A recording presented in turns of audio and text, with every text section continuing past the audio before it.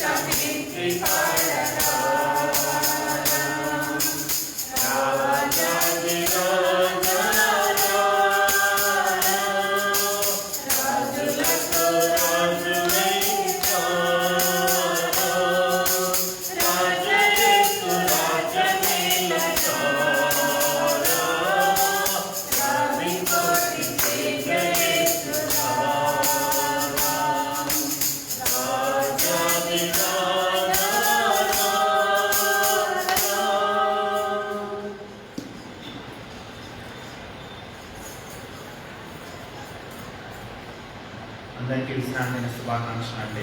పరిశుద్ధ గ్రంథంలో నుంచి ఒక వాక్యాన్ని ఉపదేశించుకున్నాము. ద్వితీయోపదేశకాండం 6వ అధ్యాయం 5వ వచనం. ద్వితీయోపదేశకాండం 6వ అధ్యాయం 5వ వచనం. నీ పూర్ణ హృదయంతోనూ, నీ పూర్ణ ఆత్మతోనూ, నీ పూర్ణ శక్తితోనూ నీ దేవుడైన యెహోవాను ప్రేమింపవలెను. మరి ఒకసారి ధ్యానం తీసుకుందాం. ద్వితీయోపదేశకాండం 6వ అధ్యాయం 5వ వచనం. నీ పూర్ణ హృదయంతోనూ, నీ పూర్ణ ఆత్మతోనూ, నీ పూర్ణ శక్తితోనూ నీ దేవుడైన యెహోవాను ప్రేమింపవలెను.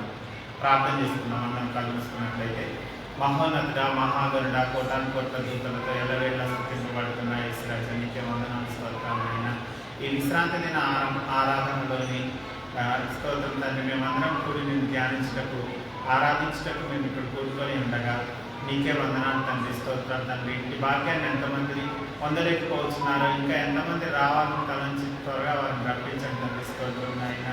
ఈ సబ్బాతుపడి పాఠాన్ని మేము ప్రారంభించుకుంటుండగా స్తోత్రం తండ్రి, ఆ సబ్బాతుపడి పాఠంలోని అంశాలు మా అందరికీ అర్థమయ్యేటట్లు, తర్వాత అయ్యగారు చెప్పబోయే వాక్యం మా హృదయంలో ఉంచుకొని నేను ధ్యానించుకునేటట్లు, నీ వాక్య ప్రకారం మేమందరం నడుచుకునేటట్లు, అలాగే తండ్రి స్తోత్రం నాయన, మొన్న కురిసిన వర్షాలకు ఎటువంటి హాని మాకు కానీ, మా కుటుంబాలకు కానీ, మా సంఘానికి కానీ ఎటువంటి హాని కలుగజేయకుండా మీ దూతలందరినీ మా చుట్టూ కాపలాగా ఉంచినందుకు, మమ్మల్ని అందరినీ కాపాడి విశ్రాంతి దినంలో పాల్పంచుకునేటట్టు చేసినందుకు నీకే వేలాది వందనాలు, స్తోత్రాలు తండ్రి, స్తోత్రం నాయన. ప్రభువా, నా వచ్చిరాని ప్రార్థనని పాదాల దగ్గర చేర్చుకోండి తండ్రి, స్తోత్రం నాయన. మీరే నడిపించమని యేసయ్య వినయంగా బతిమాలు పెట్టుకుంటున్నాం తండ్రి, ఆమేన్.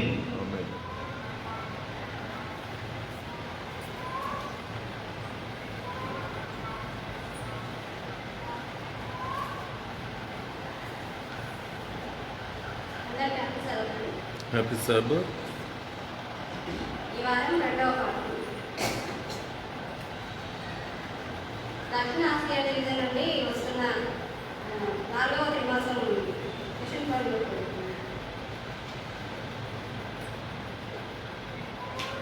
మీరు ఇక జీవించారు. రెండవ పాఠం.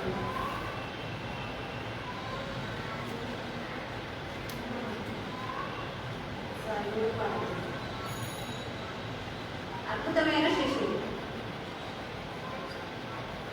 నీలం డైరీ జలా 34, పాస్టర్ డైరీ 39 మరియు నేషాన్ 3 సంవత్సరాలు. ఇది ఇండియా నుండి వచ్చిన సాక్ష్యం. మాకు వివాహం జరిగి 7 సంవత్సరాలు గడిచాయి. మాకు పిల్లలు పుట్టాలని చేత డాక్టర్ను దానికి కారణం ఏమిటో అడిగాను. డాక్టర్ను దానికి కారణం ఏంటో అడుగుదామని నా భర్త డెలివరీ అన్నాను. అది ఆయనకు ఇష్టం లేకపోయినా కుదరకు అంగీకరించాడు. ఆసుపత్రికి వెళ్ళి డాక్టర్ను కలిసి మాట్లాడాను. నేను గర్భం ధరించలేకపోతున్నాను, నాకు వైద్య సహాయం అందిస్తారా అని ఆమెను అడిగాను.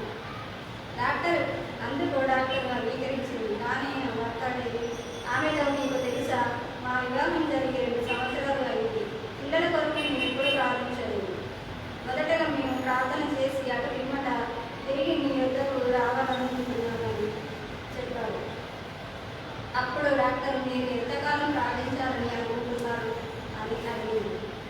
పాస్టర్ డైరీలో 1 నెల ప్రార్థన చేయాలనుకుంటున్నామని చెప్పారు. అలాగే మేము ప్రార్థించాము. మరియు నేను గర్భం ధరించాము. మేము ఎంతో భావోద్వేగానికి గురయ్యాము. వెంటనే డాక్టర్ దగ్గరికి వెళ్ళాను. ఆమె నేను గర్భవతిని అని ధృవీకరించింది. నా గర్భంలో పెరుగుతున్న శిశువు చిన్నగా కనబడుచున్నందున నన్ను జాగ్రత్తగా ముందు హెచ్చరించారు. దిగులు పడవద్దని మరియు శిశువు చక్కగా పెరుగుట కొరకు నన్ను బాగా తినమని చెప్పాను. నేను క్రమంగా వైద్య పరీక్షల కొరకు వెళ్ళాను. 5 నెలలు గడిచాక గర్భస్థ శిశువు సాధారణంగా పెరగాల్సిన విధంగా పెరుగుట లేదని డాక్టర్ చెప్పారు. నేను డైరీ చాలా ఆందోళన చెందాను. మీరు దిగులు పడవద్దు, శిశువు బరువు పెరగడానికి సహాయపడే మందులు మీకు ఇస్తానని డాక్టర్ చెప్పారు. తదుపరి వైద్య పరీక్షలో నేను బరువు పెరిగాను. కానీ గర్భంలోని శిశువు పెరగకుండా అలాగే ఉంది. కొన్ని వారాల తర్వాత మరలా రండి అని డాక్టర్ చెప్పారు. ఈసారి వైద్య పరీక్షకు వెళ్ళినప్పుడు 20వ శిశువు ఏదో పొరపాటుగా శిశువు బ్రతికి ఉంటుందని నేను అనుకోవడం లేదు అన్నాడు. అప్పుడు మరొక డాక్టర్ అభిప్రాయం తీసుకున్నాడు. రెండవ డాక్టర్ కూడా శిశువు బ్రతికి ఉంటుందని అనుకోక గర్భస్రావం చేయమని సిఫారసు చేసింది. ఆ మాటకు మా గుండెలు దెబ్బలయ్యాయి.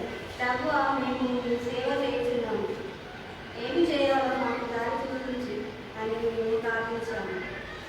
డేవిడ్ చిన్నపిల్లల డాక్టర్గా ఇండియాలో పనిచేసిన తన సహోదరునికి పిలిచాడు. అతను మమ్మల్ని ఇంకొక ఆసుపత్రికి వెళ్ళమని సిఫారసు చేశారు. ఈ కొత్త ఆసుపత్రిలో డాక్టర్ పరీక్షలు చేసి వినని శిశువు సాధారణమైనదిగా నాకు కనిపిస్తుంది. ఈ గర్భధారణను ఇంతకాలము పొడిగింపవచ్చును చూద్దామని చెప్పింది. శిశువు విషయమే మాకు అవకాశాలు ఏంటి అని వేరే డాక్టర్ను అడిగాడు. అందుకు డాక్టర్మ గారు, మీరు ప్రార్థనను నమ్ముతారు, ప్రార్థన చేయండి, దేవుని హస్తంలో శక్తి ఉన్నది అని వర్ణించాను. నేను ఆసుపత్రిలో చేర్చబడ్డాను. గంటకు ఆసుపత్రి సిబ్బంది శిశువు యొక్క స్థితిని తనిఖీ చేశారు. ఆ రాత్రి స్థానికంగా ఆసుపత్రిలో పనిచేసిన ఒక యువ వైద్యుడు మా వద్దకు వచ్చాడు. మీరు సంతోషంగా ఉన్న దంపతుల వలె అనిపిస్తున్నారు, కానీ ఎందుకు మీరు ఆందోళన చెందుతున్నారు అని మమ్మల్ని అడిగాడు. విషయం అతనికి చెప్పాము. అతడు తాను క్రైస్తవేతర కుటుంబంలో జన్మించాడని, అయితే యేసుక్రీస్తును అంగీకరించాడని మాకు చెప్పాడు. మీ కొరకు నేను ప్రార్థించవచ్చునా అని అడిగాడు. అతడు తల వంచి, ప్రభువా, మీరు సూర్యుడిని నిశ్చలంగా నిలబెట్టగలిగిన ఈ భాషల్ గారి కుటుంబంలో ఒక అద్భుతమును చేయగలరు అని ప్రార్థించాను. ఆయన ప్రార్థన మాకు ఆత్మవిశ్వాసమును కలిగించింది. దేవుడు సహాయం చేస్తాడని విశ్వసించాము. 2 రోజుల తర్వాత డాక్టర్మ గారు పరీక్షించి ఆందోళన వ్యక్తం చేశారు. శిశువు చాలా చిన్నదిగా ఉంది, జీవించే అవకాశాలు తక్కువగా ఉన్నాయి. అయినను దిగులు పడవద్దు, మా వంతు కృషి నేను చేస్తాను అన్నాను. సావంతు ఉదయాన్న మాకు కుమారుడు జన్మించాడు. అతని బరువు కేవలం 680 గ్రాములుగా ఉన్నది. బిడ్డ ఏడవడం మొదలుపెట్టినప్పుడు డాక్టర్ చాలా సంతోషించారు మరియు బిడ్డను ఆమె వెంటిలేటర్లపై ఉంచారు. నాకు ఎలా ఇవాళ తెలియక మా వంతు కృషి మేము చేశామని చెప్తున్నాం. సమీపంలో ఉన్న మెడికల్ కాలేజీకి చెందిన కొందరు అడ్వెంటిస్ట్ విద్యార్థులు సాబతు మధ్యాహ్నం మమ్మల్ని దర్శించి పాటలు పాడారు. మేము సంతోషించాము.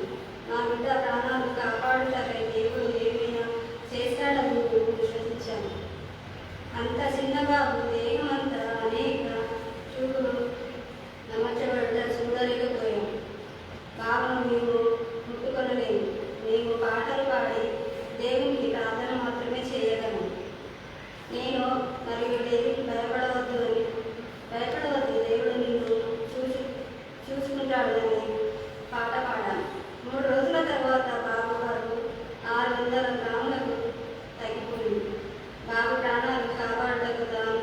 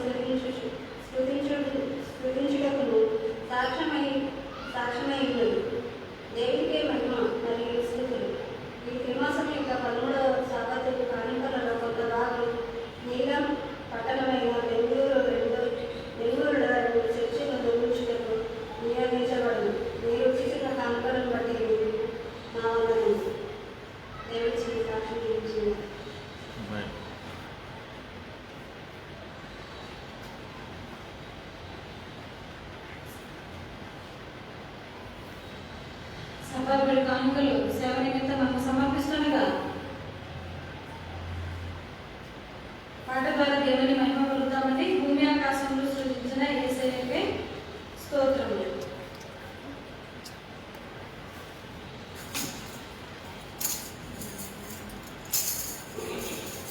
సాంగ్ షీట్ నుంచి చాలు సామాన్యంగా చాలు.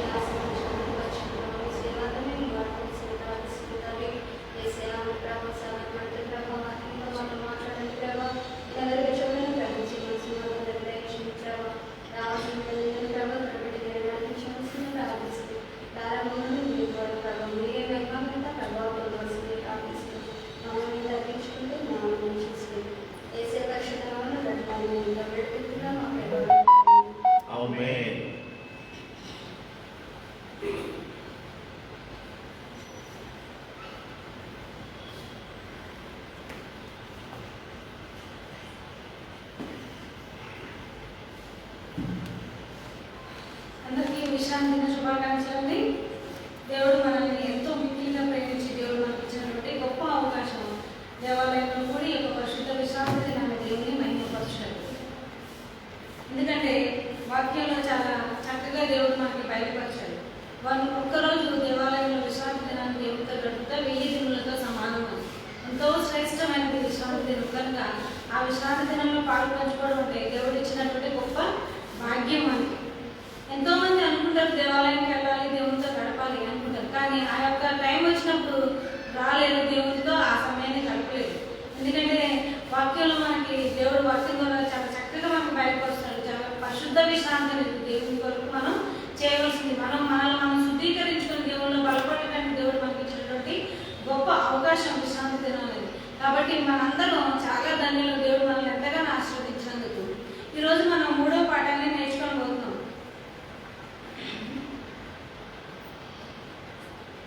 పోయిన వారం ఏం నేర్చుకున్నామండి మనం? కుటుంబం. ఒక కుటుంబంలో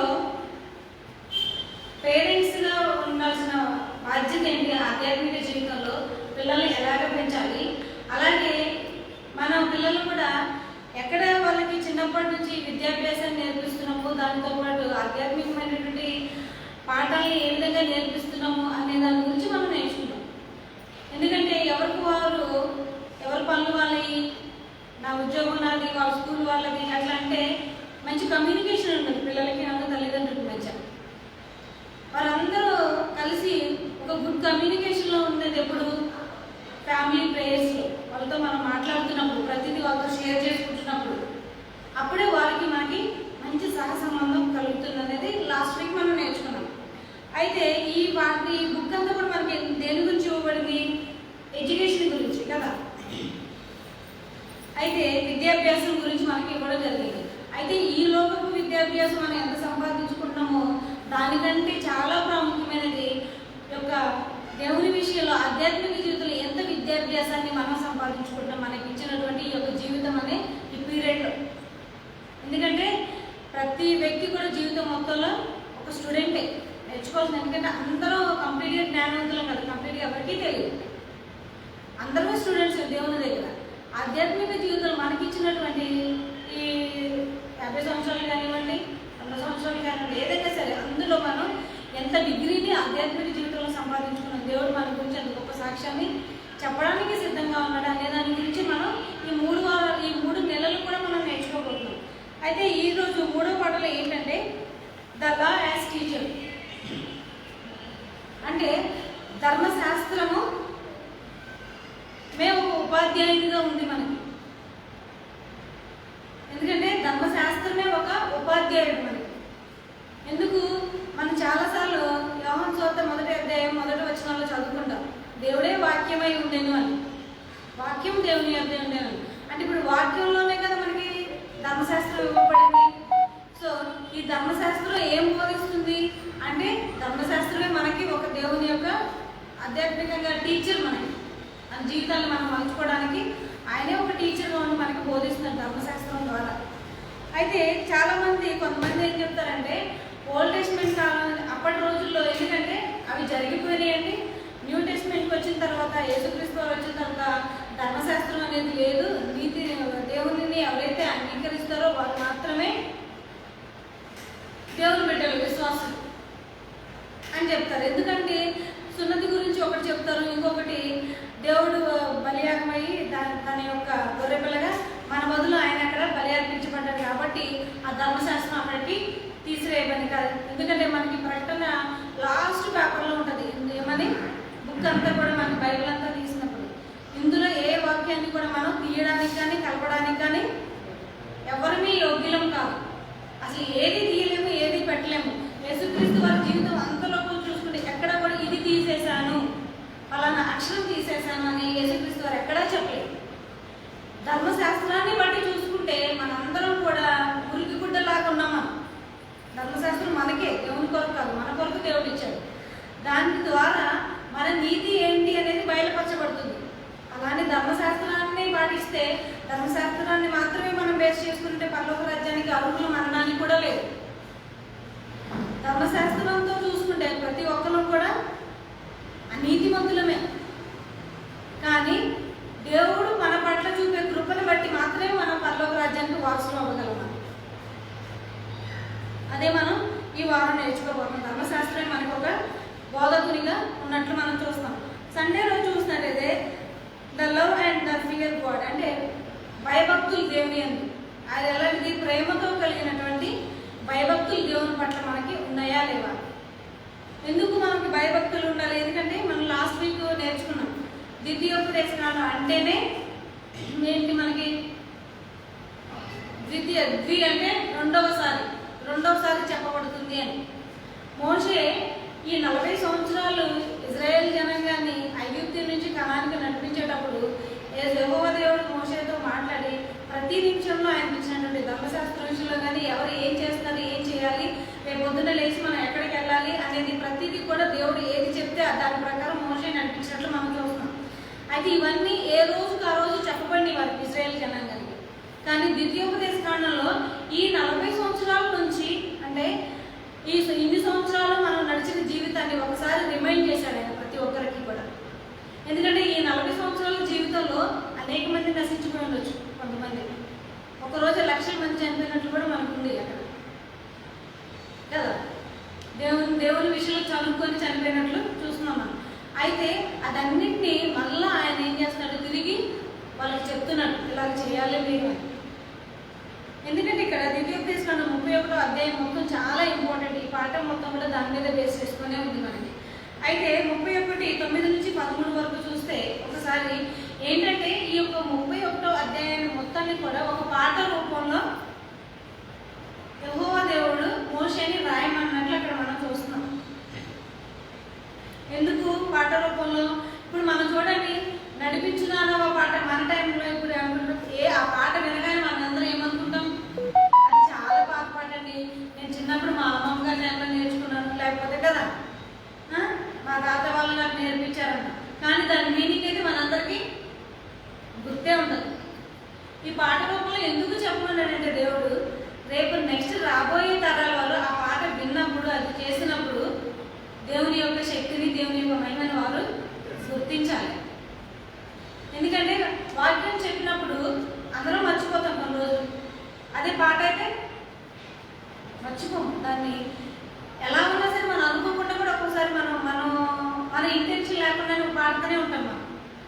ఆ పాట పాడినప్పుడు దాని యొక్క మాటలు మనం గమనించినప్పుడు విశ్వాసంలో మనం బలపడడానికి ఉంటుంది.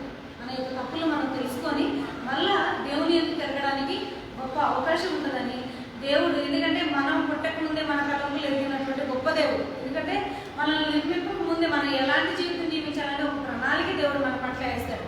అది కాబట్టి మన క్రియలన్నీ కూడా దేవునికి బాగా తెలుసు. ఎందుకంటే మనం నెక్స్ట్ రాబోయే తరాలని ఇంకా పాపానికి దగ్గరగా దేవునికి దూరంగా అయిపోతారు.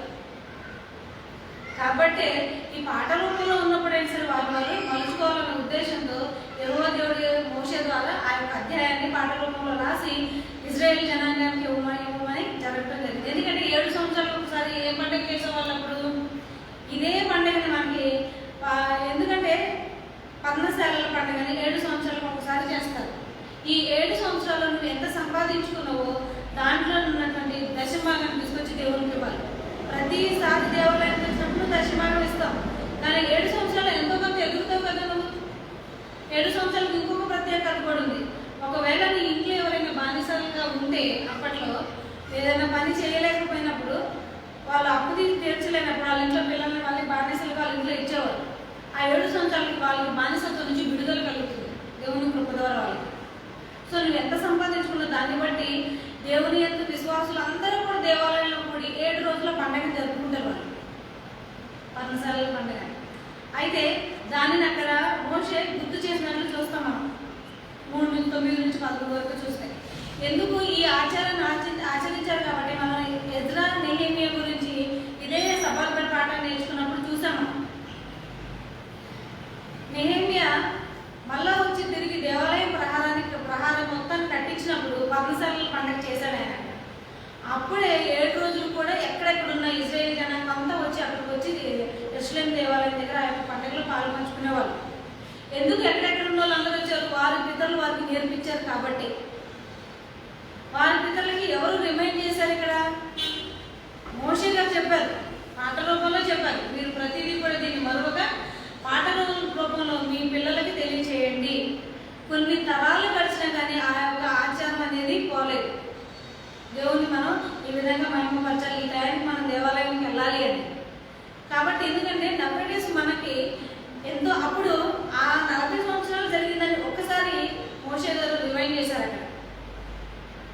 మనకి ప్రతి వారం ప్రతి 6 రోజులకు ఒకసారి 7వ రోజు దేవుని యొక్క సేవకులు మనకి మన యొక్క ఆధ్యాత్మిక జీవితాన్ని మనకి గుర్తు చేస్తూనే ఉంటారు వాక్యం ద్వారా. గుర్తు చేసినప్పుడైనా సరే మనకి ఆ ముళ్ళు మనకు గుచ్చుకున్నప్పుడు మనం దాన్ని ఏం చేయాలి? బలపడాలి, విశ్వాసంలో బలపడాలి. అయ్యో నేను ఈ మిస్టేక్ చేశాను, దాన్ని ఈ వారంలో ఈ మిస్టేక్ నేను సరి చేసుకోవాలి. అన్ని ఒకటే రోజు సరి చేసుకుని పరిశుద్ధులుగా ఉంటానని అనుకున్నా మనం అవ్వలేదు. అట్లీస్ట్ మన ఆ వాక్యం దేవుని ద్వారా దేవుని సేవకులు మనకి ఈ వారం ఈ వాక్యాన్ని బోధించాలంటే ఆ ఒక్క మిస్టేక్ మనం ఆ వారంలోకి సరి చేసుకోవడానికి చూడాలి. అప్పుడే మనం దేవుని వాక్యానికి దేవునికి విలువిచ్చినట్టు. వాక్యానికి మనం విలువిచ్చి దేవుని మాట విన్నాము అంటే, వాక్యానికి విలువించామంటే దేవుని మాట మనం విన్నట్లే ఖచ్చితంగా. ఆ వాక్యాన్ని మనం మర్చిపోయాము అంటే దేవుని మనం దూరంగా వెళ్ళిపోతున్నట్లే. మనం శ్రద్ధతో విన్నప్పుడు ఎప్పుడో చిన్నప్పుడు విషయాలు కూడా మనకు గుర్తుంటాయి. దేవాలయాలు చెప్పి ఎందుకు మనకు గుర్తుండవు? మనకి కట్టదోచుల్లో చదివారు రాము గారు ఏమని? పూర్ణాత్మతోనూ పూర్ణ వివేకంతోనూ పూర్ణ మనసుతోనూ దేవుని ఆరాధించాలి. పూర్ణము అంటే అందులో ఎక్కడ కూడా గాలి దూరే ఛాన్స్ ఉండదు. ఇంకా ఎక్కడ చూస్తాం మనం పూర్ణం కదా, ఎక్కడ కూడా దాంట్లో ఉండదు మనం తీస్తే తప్ప. అలాంటి సంపూర్ణత విశ్వాసం కావాలని దేవుడు మన దగ్గర నుంచి ఆశిస్తున్నాడు. మన ఆస్తినో లేకపోతే మీ యొక్క సమయాన్ని ప్రతిదీ దేన్ని కూడా ప్రతిదీ కంప్లీట్గా నాతోనే ఉండండి, నా కొరకే ఇవ్వండి, నాకే చేయండి దేవుడు ఏది కూడా మన నుంచి ఆశించట్లేదు. పూర్ణ హృదయంతో ఆయన ఎందుకు భయభక్తులు కలిగి పూర్ణ హృదయంతో ఉండడం వల్ల మనకేంటి అనుకుంటాం మనం చాలాసార్లు. అలా ఉండడం వల్ల నీకే దేవునికి ఏం ఉపయోగం కాదు, మనకే ఉపయోగం. పొద్దున మనం ఆ పరలోక రాజ్యానికి, ఈ యొక్క పాపలోకం నుంచి పరలోక రాజ్యానికి వెళ్ళడానికి మనల్ని మనం సిద్ధపరచుకుంటాం అంతే. ఎందుకు ఇచ్చిన పాఠం కూడా ఏంటి? ధర్మశాస్త్రమే మనకి ఉపదేశకుడుగా ఉన్నాడు కదా. అయితే ఈ ధర్మశాస్త్రం అంటే ఏంటి? మనం చాలాసార్లు నేర్చుకున్నాం. ధర్మశాస్త్రం ఒక అద్దం లాంటిది అంటాం మనం కదా. అద్దంలో మనం వెళ్ళి ప్రతిరోజు చూసుకుంటాం. ప్రతిరోజు అద్దంలో వెళ్ళి చూసుకున్నప్పుడు ఎక్కడో దగ్గర మిస్టేక్ ఉంటుంది. నేను పౌడర్ రాసుకున్నప్పుడు ఎక్కువ ఉండడమో తక్కువ ఉండడమో వెంటనే ప్యాచెస్గా ఉండడమో జరుగుతుంది. అది చూసుకుంటే ఇలా ఎంతసేపు చూస్తుందాం అద్దం వచ్చే మనం చూస్తుందా మనకి? నువ్వు ఎంతసేపు ఎలా ఫేషియల్ ఫీలింగ్స్ ఎక్స్ప్రెషన్స్ మార్చినా అది వచ్చి చూడదు మనమే చూసుకోవాలి కదా. అలాగే ధర్మశాస్త్రం ఏంటంటే మన యొక్క నీతి ఏంటి, నువ్వు ఏ స్థితిలో ఉన్నావు అనేది మనకి బయలుపరుస్తుంది అంతే. ధర్మశాస్త్రం మనల్ని పరలోక రాజ్యం తీసుకెళ్ళదు. ధర్మశాస్త్రాన్ని బట్టి మన ప్రవర్తన మార్చుకొని మనం సరి చేసుకోవాలని, విశ్వాసంలో స్థిరపరచాలని దేవుడు మనకి ఇచ్చాడు వాటిని. ఇప్పుడు ఒక స్టూడెంట్ ఉంది, ఫర్ ఎగ్జాంపుల్ ఒక సంవత్సరంలో ఒక book 7th class books print అయింది అంటే నువ్వు మొత్తం ఎక్కడైనా సరే అదే బుక్ ఉండదు. అందరు స్టూడెంట్స్కి అదే బుక్ ఉంటుంది, అందరు టీచర్స్ అదే బోధిస్తారు. అలానే బుక్ ఏమైనా ఉద్యోగం ఇస్తుందా? టీచర్ ఏమైనా ఉద్యోగం ఇస్తుందా జీవితంలో స్థిరపడడానికి? ఎవరు? ఎవరైతే దాన్ని శ్రద్ధగా చదివి దానికి కావాల్సిందని క్వాలిఫికేషన్ సంపాదించుకుంటారో వారికి మాత్రమే చివరికి ఉద్యోగం దక్కుతుంది. అంతేగాని ఆ బుక్ తీసుకుని అందరికీ దక్కదు. అదే బుక్ చదువుతారు. ఎన్ని వేల మంది స్టూడెంట్స్ ఒక సంవత్సరం చదువుతారు, ఒక ఇయర్ని. ఎన్ని స్కూల్స్ ఉన్నాయి ఇప్పుడు కదా. కానీ అందరూ ఉద్యోగానికి అర్హులు కాదు. ఎందుకని? అదే ఒకటే టీచర్ బోధించారు. ఒక క్లాస్కి ఫర్ ఎగ్జాంపుల్ 50 మెంబర్స్ ఉన్నారు అనుకున్నాం. 50 మెంబర్స్లో అందరూ యోగ్యులుగా తయారవ్వరు,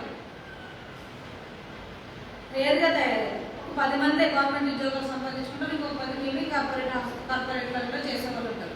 మిగతా వాళ్ళ పరిస్థితి ఏంటి అంటే వాళ్ళు శ్రద్ధగా దాన్ని చదవలేదు, వినలేదు, పట్టించుకోలేదు, వాళ్ళ హృదయంలో దాన్ని భద్రపరచుకోలేదు. ధర్మశాస్త్రం కూడా అదే. మనము దాన్ని విని దాన్ని అవగాహన చేసుకొని దాని ప్రకారంగా మన జీవితాన్ని మలుచుకున్నప్పుడు మాత్రమే వాటికి యోగ్యులు మనం దేవుడు ఇచ్చేటటువంటి ఆశీర్వాదాలు. ధర్మశాస్త్రాన్ని నేను ఇలాగే పాటించేశాను కాబట్టి నాకు పరలోక రాజ్యం వచ్చేస్తుందంటే ఎందుకంటే నిన్ను నువ్వు మార్చుకున్నావు. దేవుని కృపను బట్టి జడ్జి చేసేవాడు దేవుడు. దాన్ని బట్టి మనం దానికి అర్హులం అవుతాం.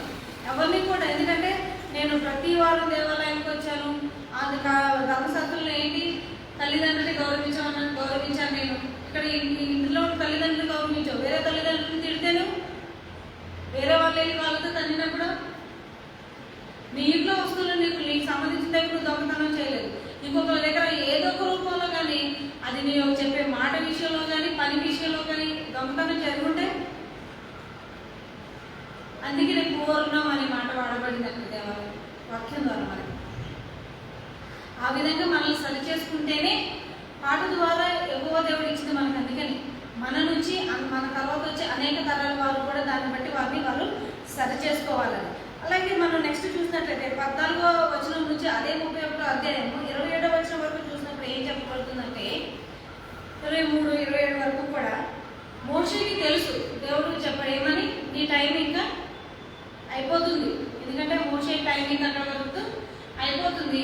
కాబట్టి నువ్వేం చేయాలి, ఆ ధర్మశాస్త్రాన్ని తీసుకొని వెళ్ళి లేవీయులు ఎవరైతే దేవుని యొక్క సేవను చేస్తున్నారో వారికి చెప్పి దేవాలయంలో మందసం దగ్గర గుడార సేవ జరిగేది కదా, అప్పుడు మందసంలో అక్కడ పెట్టారు 10 ఆజ్ఞలు.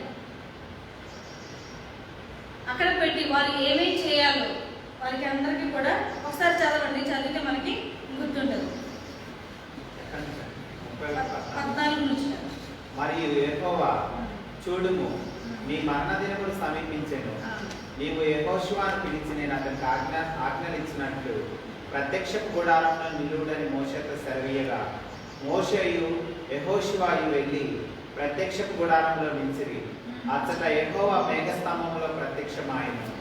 ఆ మేఘస్తంభము ఆ గుడారపు ద్వారం పైన నిలువగా యెహోవా మోషేతో ఇట్లనెను, ఇదిగో నీవు నీ పితరులతో పడుకొని పోతున్నావు. ఈ జనులు లేచి ఎవరి దేశమున తాము చేరి వారి నడుమ నుందురు ఆ జనుల మధ్యన వ్యభిచారులై ఆ అన్యుల దేవతల వెంట వెళ్ళి నన్ను విడిచి నేను వారితో చేసిన నిబంధన మీరుదురు. చాలా 23 వరకు. ఆ లాస్ట్ చదవండి, 22 నుంచి చదవండి.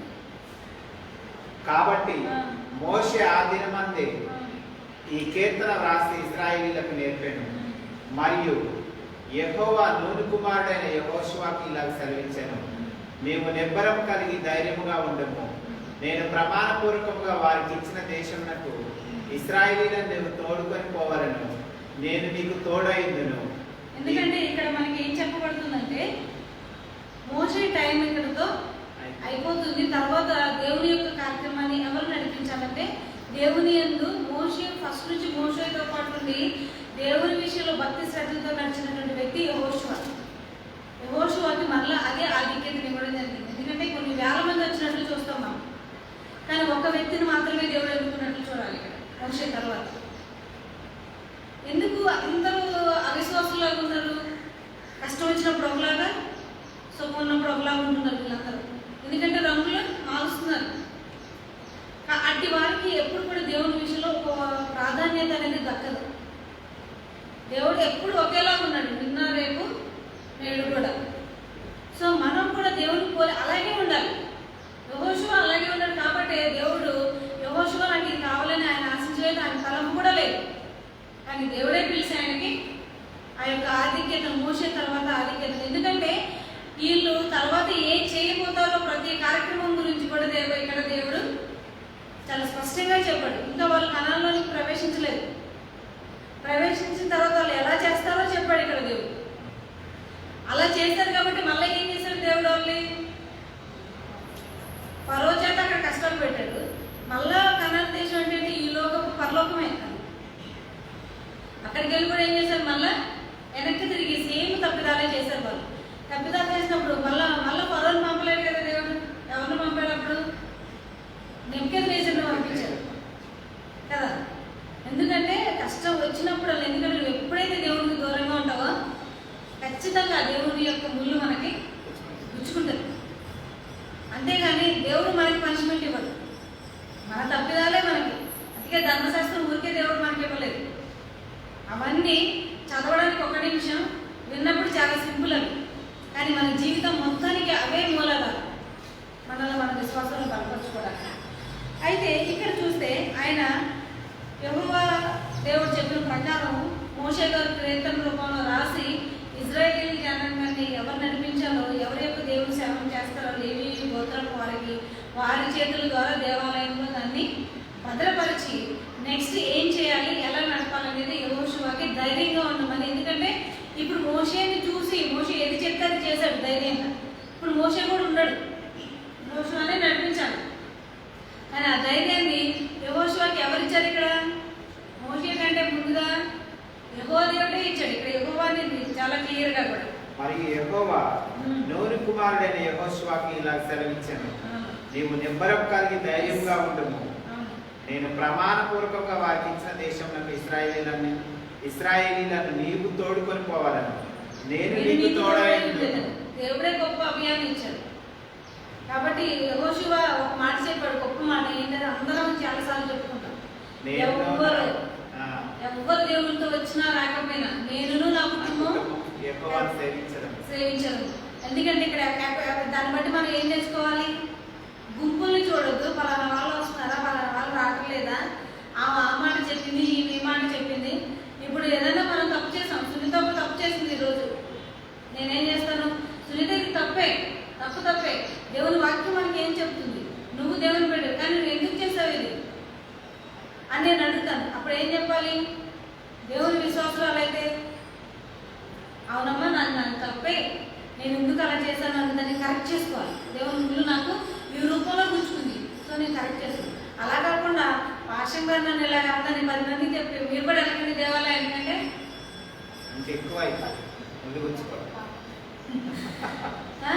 అలాగే విన్న వాళ్ళు ఏమయ్యారు, దాతాను వాళ్ళ పరిస్థితి ఏమైంది. సృష్టిని పిలిచాడు దేవుడు, భూమి నోరు తెరిచినప్పుడు వీళ్ళందరూ ఏమయ్యారు, వారి కుటుంబాలతో సహా మింగివేసినట్లు మనం చూస్తాం. అందుకనే మనకి వాక్యం అందరికీ ఇవ్వబడింది, గ్రంథం ప్రతి వ్యక్తికి దగ్గర ఉంది, చిన్న బిడ్డల నుంచి పెద్దవారి దగ్గరికి, విశ్వాసాలు అందరి దగ్గర ఉంది. ఏది అసత్యమో ఏది సత్యమో ఏది దేవుడు బయలుపరుస్తున్నాడో మనకు తెలుస్తుంది కదా. అయ్యో వాక్యం ప్రకారమే కదా చెప్పారు, మనం సరి చేసుకోవచ్చని మనం ఎప్పుడైనా సరే తప్పిదాన్ని సరి చేసుకున్న వాళ్ళే కరెక్ట్ అయిన మార్గాలు వెళ్తారు. ఎందుకంటే అలాగే ఎవరు వచ్చినా రాకపోయినా నేను నా కుటుంబం మాత్రం యెహోవాని, ఎందుకంటే దేవుడే గొప్ప అభయాన్ని ఇచ్చాడు యెహోషువకి. అంతకంటే అభయం ఎవరి మనుషులు మనకు అవసరం లేదు. మేమందరూ నీకు వెనక్కి సపోర్ట్ ఉన్నట్టు వాళ్ళ సపోర్ట్ మనకు అవసరమే లేదు, మనకు దేవుని యొక్క సపోర్ట్ చాలు అంతే. ఇలాంటి వాళ్ళు ఎంతమంది వచ్చినా కానీ మనకి ఏమీ కాదు. మనం ఎలా ఎదగాలి అంటే ఫస్ట్ మనం ఏం చేయాలి, మనకి తెలియాలి ధర్మశాస్త్రం అంటే ఏంటని. ధర్మశాస్త్రం వల్ల మనమేం పొందుకుంటామనేది తెలియాలి, మన బిడ్డలకి ఏం నేర్పుతున్నామనేది తెలియాలి. ఈ యొక్క జీవితంలో నాకు 40 సంవత్సరాలు ఇచ్చాడు దేవుడు, 50 సంవత్సరాలు ఇచ్చాడు. నేను ఏం నేర్చుకున్నాను ఇంతవరకు ఆధ్యాత్మిక జీవితంలో, ఎంత డిగ్రీ వరకు వచ్చాను నేను, 10th క్లాస్ స్టేజ్లో ఉన్నానా, ఇంటర్మీడియట్ స్టేజ్లో ఉన్నానా, లేకపోతే ఒక డిగ్రీ పట్టాను నాకు వచ్చిందా. ఎందుకంటే ధర్మశాస్త్రాన్ని పాటించాలంటే నాకు సింపుల్ థింగ్, చాలా కష్టం అది. ఎందుకంటే తర్వాత రోజుల్లో మనం చూసినట్లయితే ఇక్కడ చాలా మంది చాలా కష్టాలు అనుభవించినట్టు కూడా చూస్తాం. ఎందుకంటే మనందరికీ గొప్ప ఎగ్జాంపుల్ ఎవరు, యేసుక్రీస్తు వారు. యేసుక్రీస్తు వారు ఈ లోకంలో జీవించినప్పుడు ఆయన ధర్మశాస్త్రాన్ని ఎక్కడా మీరినట్లేదు. ఆయన సేవకులుగా ఆయనను ప్రేమించే మనం ఆయనతో మనం ఖచ్చితంగా నెరవేర్చడానికి సిద్ధంగా ఉండాలి. ఎందుకంటే సాతానుడు మనం ఎక్కడ దొరుకుతామా పట్టుకోవడానికి రెడీగా ఉంటాడు. ప్రకటన 12:17 ఎప్పుడు చదువుతామా ఏమని, ఆ ఘట సర్పము ఆగ్రహం తెచ్చుకొని సముద్రం నిలబడి చూస్తుందంట, ఎక్కడ దొరుకుతామా మనం తినేద్దామా అన్న టైప్లో. కానీ యెహోషువ 1వ అధ్యాయం 7-8 చదువుదాం ఒకసారి. అయితే నీవు నిబ్బరం కలిగి జాగ్రత్త పడి బహుధైర్యముగా నుండి నా సేవకుడైన మోషే నీకు ఆజ్ఞాపించిన ధర్మశాస్త్రం అంతటి చొప్పున చేయవలను. నీవు నడుచు ప్రతి మార్గమున చక్కగా ప్రవర్తించినట్లు నీవు దాని నుండి కుడికి కానీ ఎడమకు కానీ తొలగకూడదు. ఈ ధర్మశాస్త్ర గ్రంథమును నీవు బోధింపక తప్పిపోకూడదు. దానిలో వ్రాయబడిన వాటన్నిటి ప్రకారం చేయుటకు నీవు జాగ్రత్త పడినట్టు దివారాత్రం దాన్ని ధ్యానించిన ఎడల నీ మార్గమును వర్ధిల్ల చేసుకొని చక్కగా ప్రవర్తించదవు. అక్కడ యెహోషువకి దేవుడు ఏం చెప్తున్నాడు, ధర్మశాస్త్రం విషయంలో ఎక్స్క్యూజ్ అనేది ఏది ఉండకూడదు. ఏది చెప్పిందో అదే నువ్వు ఖచ్చితంగా చెయ్యి. అందులో ఏ కష్టం వచ్చినా ఎలాంటి శోధన వచ్చినా నీకు నేను తోడుగా ఉన్నాను, నీకు అదన్నీ చూసుకోవడానికి నేనున్నానని గొప్ప అభయాన్ని ఇస్తున్నాను. ఎందుకంటే ఒకవేళ కానీ మనం కుడికి కానీ ఎడమకి కానీ తొలగితే ప్రకటన 12లో ఏం చెప్పబడుతుంది, సాతానుడు మనల్ని వెంటనే వితిన్ సెకండ్స్లోనే పట్టుకోవడానికి సిద్ధంగా ఉన్నాడు. అలాగే మనం ఇక్కడ చూసినట్లయితే ఏంటంటే చాలా స్ట్రగుల్స్ వస్తాయి మన యొక్క ఆధ్యాత్మిక జీవితంలో. అలాగా కొన్ని కష్టాలను ఫేస్ చేసిన వాళ్ళు ఎవరెవరు ఉన్నారంటారు, యోబు గారు. కదా. ఎన్ని కష్టాలు, ఎందుకంటే దేవుని మీద విశ్వాసం ఉండడం వల్ల సాతాను చాలా శోధించాడు. కానీ ఆయన మళ్ళా అదే విశ్వాసాన్ని విడవకుండా నా ఏదైనా జరిగింది నేను నమ్ముకున్న దాన్ని మాత్రం నేను విడిచిపెట్టనని అంత స్ట్రాంగ్గా ఉన్నాడు. కాబట్టి యోగు లాస్ట్లో ఏంటి 2 ఆశీర్వాదాన్ని పొందినట్లు మనం చూస్తాం. ఎందుకంటే అప్పుడే చనిపోవాల్సిన ఆయన మళ్ళీ 140 సంవత్సరాలు బతికినట్లు మనం చూసాం. అంటే ఏ శోధన కూడా ఈ లోకంలో మనది ప్రాణం తీయలేదు. ప్రాణం కంటే విలువైంది ఏమన్నా ఉందంటారు ఇక్కడ? ఇంతకీ ధర్మశాస్త్రానికి మనం దీన్ని లింక్ చేస్తే ఏంటి, మనకి ఏమర్థమవుతుంది? ధర్మశాస్త్రం వలన ఏం కలుగుతుంది మనకి ఇక్కడ, అది మెయిన్. అంటే ఆ స్టోరీ కాదు మనం వెళ్ళేది. ఆయన ఎలాగ దాన్ని నడిపించాడు, ఇప్పుడు ధర్మశాస్త్రానికి వాళ్ళ విశ్వాసానికి ఏంటి ఆ యొక్క ధర్మశాస్త్రానికి. ఎందుకంటే ఇప్పుడు ధర్మశాస్త్రం మనకు ఒక టీచర్ లాగా ఉందని ఇక్కడ మనకి ఈరోజు లెసన్. కాబట్టి దానివల్ల ఏ విధంగా వీళ్ళకి మేలు కలిగింది, అసలు మన స్ట్రైట్ కోసం ఏంటి, ధర్మశాస్త్రం ఏమి అసలు అవసరమా కాదా, అవసరమని ఎందుకు, ఎలా అవసరం?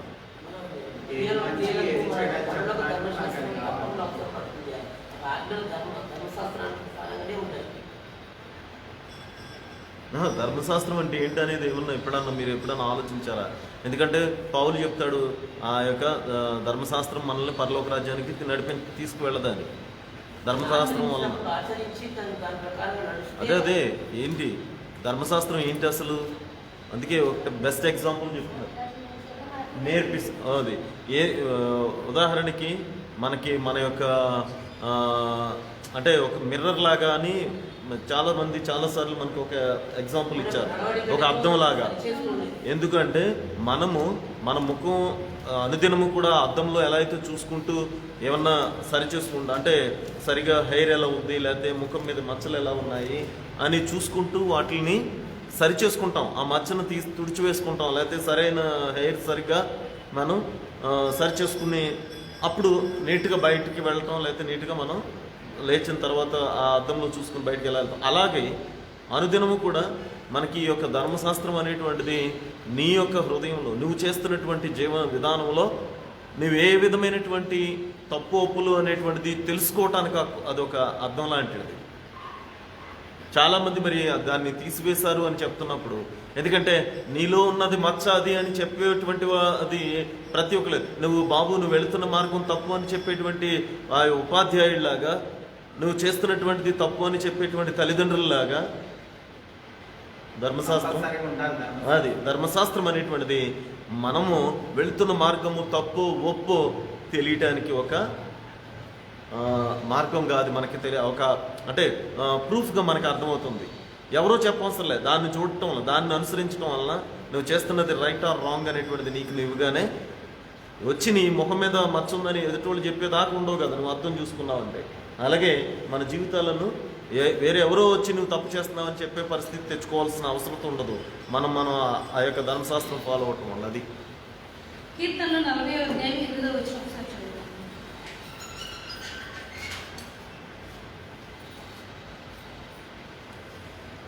నా దేవా, నీ చిత్తము నెరవేర్చుట నాకు సంతోషము, నీ ధర్మశాస్త్రం నా ఆంతర్యంలో ఉన్నది. ఎందుకు ఇక్కడ ధర్మశాస్త్రాన్ని ఆయన ఎక్కడ రాసుకున్నారు? తన యొక్క హృదయంలో ఎక్కడ. ఎందుకంటే ఇంతకుముందు పాస్టర్ గారు చెప్పినట్లు ఎవరో వచ్చి మనకి చెప్పకుండా మనలోనే ఉంటే అని మనం ఏం చేస్తాం, ఎప్పటికప్పుడు దాన్ని మనం కరెక్ట్ చేసుకుంటాం. కరెక్ట్ చేసుకొని ధర్మశాస్త్రంలో నిలిచి ఉన్నప్పుడు మనం ఏం పొందుకుంటాం అనేది చూద్దాం ఒకసారి. యోహాను సువార్త 15:10.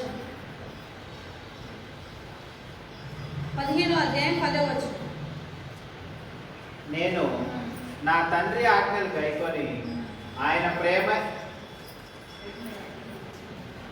ప్రేమ నిలిచిన ప్రకారము మీరును నా ఆజ్ఞలు గైకొన్న ఎడల నా ప్రేమ నిలిచి ఉందరు.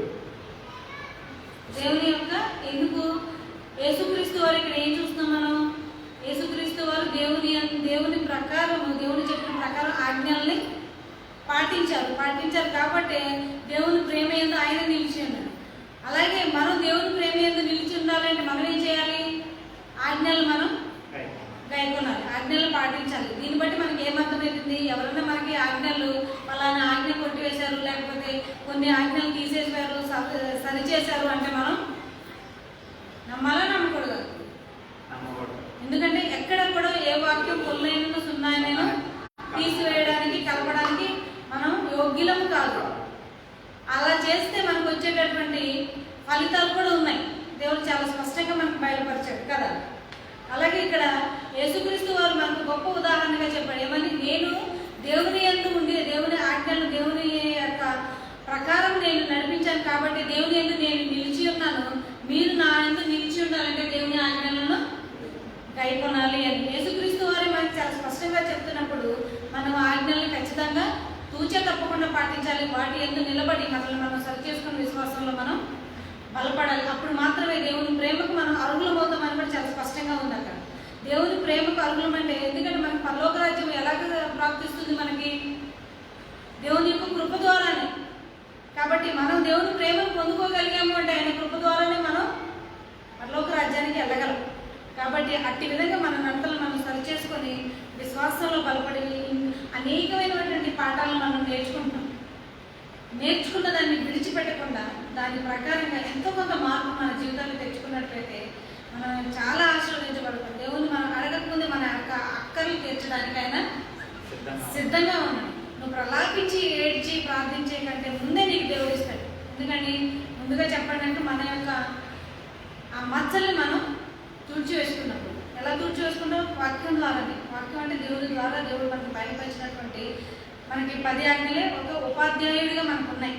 వాటిని విని వాటి ప్రకారంగా మనం సరి చేసుకుంటే ఖచ్చితంగా దేవుడి ప్రేమకు మనం అర్హులం అవుతామని వాగ్దానం చేశాడు దేవుడు వాక్యం ద్వారా. కాబట్టి అట్టి ప్రేమకు మన అందరూ అర్హులం కావాలని నా యొక్క ప్రార్థన చేసుకున్నాను.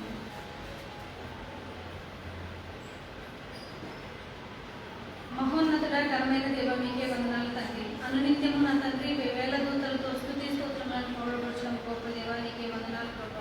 మేమందరం తండ్రి మీ యొక్క ఆజ్ఞ ప్రకారం తండ్రి నాయన ఈ యొక్క చిన్న మందిగా దేవాలయంలో కూడా పరిశుద్ధ విశ్రాంతి నాన్న మిమ్మల్ని మహిమపరిచి గణపరిచి తండ్రి మీతో చక్కటి సంవాసం చేయటప్పుడు వచ్చిన అందరినీ మీరు పేరు పేద జ్ఞాపకం చేసుకోనండి ప్రభా. తెలిసి తెలియక మేము ఇప్పుడు వరకునైనా తప్పిదాలు చేసుకుంటే మమ్మల్ని క్షమించండి ప్రభా. మీ యొక్క ఆత్మతో మమ్మల్ని నింపండి తండ్రి.